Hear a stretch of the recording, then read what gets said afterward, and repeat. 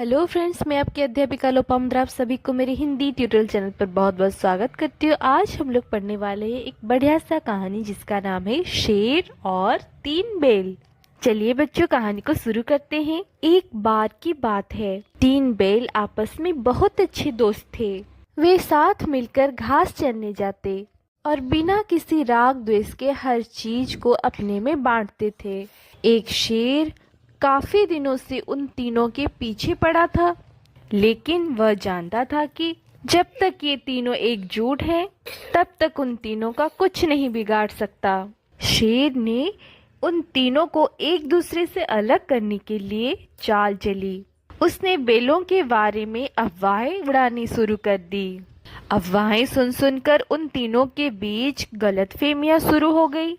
धीरे धीरे वे एक दूसरे से जलने लगे। आखिरकार उन तीनों में एक दिन झगड़ा हो गया और वे अलग अलग रहने लगे। शेर के लिए ये बहुत अच्छा अवसर था। उसने इसका पूरा लाभ उठाया। एक एक कर उसने तीनों को मार डाला और खा गया।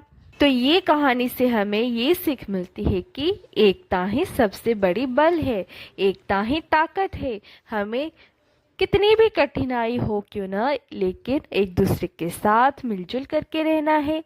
एक दूसरे के हर बुरे अच्छे वक्त में साथ देना है, ना कि किसी से लड़ना झगड़ना है, ना ही कोई अफवाहों पर विश्वास करना है।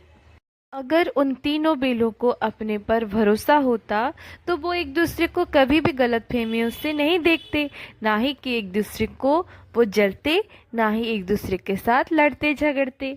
उन तीनों को अपने पर भरोसा होता और अपनी दोस्ती पर भरोसा होता तो आज वे तीनों जिंदा होते और शेर के साथ जम के लड़ाई करते। लेकिन उन तीनों के अंदर गलतफहमियां बढ़ गई, इसीलिए वो तीनों अलग हो गए, जिस वजह से शेर को आसानी हुई उन्हें मारने के लिए।